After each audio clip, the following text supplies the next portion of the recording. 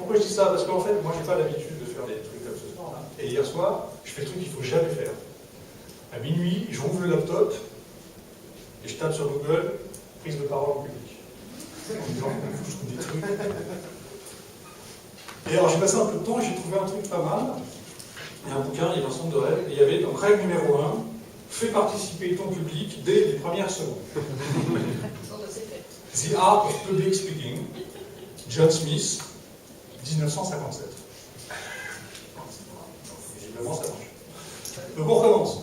Et si je vous disais qu'il est possible d'augmenter son chiffre d'affaires de 57% en l'espace de 18 mois avec la même offre, le même nombre de commerciaux et les mêmes commerciaux, est-ce que vous auriez envie d'en savoir plus? Oui. Wow. Et si je vous disais qu'il est possible de multiplier par 10 le nombre de premiers rendez-vous avec des DSI d'entreprises qui font plus de 1 milliard d'euros de chiffre d'affaires, est-ce que vous auriez envie d'en savoir plus? Oui. La solution selling, c'est super simple. Ça consiste à expliquer à un prospect, monsieur le prospect ou madame le prospect, j'ai une bonne et une mauvaise nouvelle. La mauvaise nouvelle, c'est que vous avez un problème. La bonne nouvelle, c'est que j'ai la solution. C'est rien d'autre que ça. Il faut qu'il y ait un problème, hein, parce que pas de problème, pas de solution. Donc il faut qu'il y ait un problème.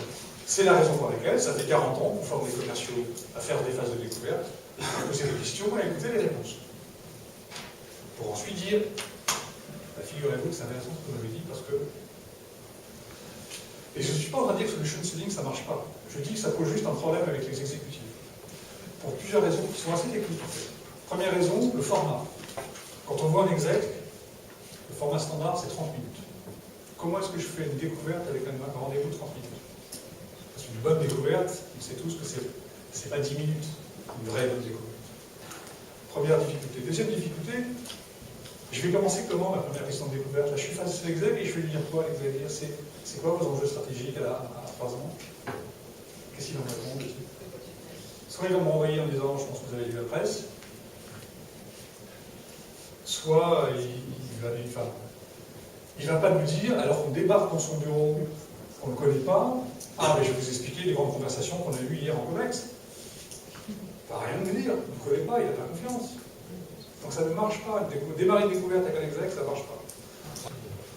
Et en fait, la morale de l'histoire, c'est que quand on vend de la valeur, quand on vend du changement, être sympa, ça ne mange pas de pain. Mais c'est pas pour ça qu'on signe.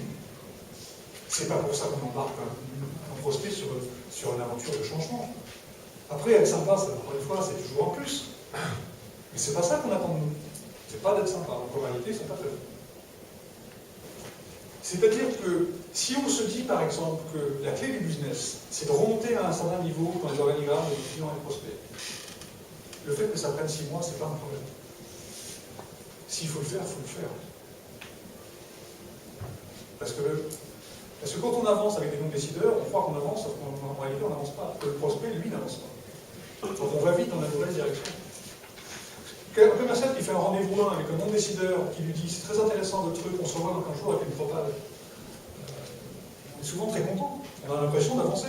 Sauf qu'en réalité, on va vite dans la mauvaise direction, ça ne sert à rien. Voire même, c'est contre-productif.